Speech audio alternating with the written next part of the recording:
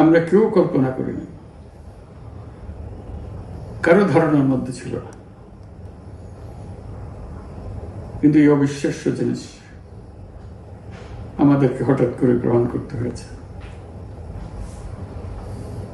Milestone school and কলেজের যে দুর্ঘটনা, প্রশিক্ষণ বিমান বিধ্বস্ত হয়ে এই কচি শিশুদের উপরে ঝাঁপিয়ে পড়ল, আগুনে পুড়ে মরল। মা বাপদের আমরা কি জবাব দেব? কি বলবো তাদেরকে? আমরা নিজেদেরকে তো জবাব দিতে পারছি না। অজানা শিশুদের মুখ সবার চোখে ভেসে উঠছে। সারা জাতি হতভম্ব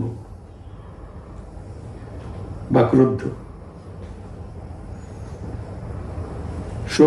শোকাহত বললে খুব কম বলা হবে।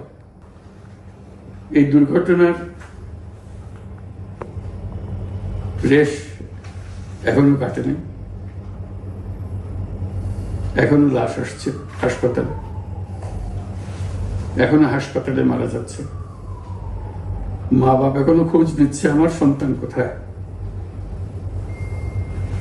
তাকে আর কোনোদিন চেনা যাবে কিনা।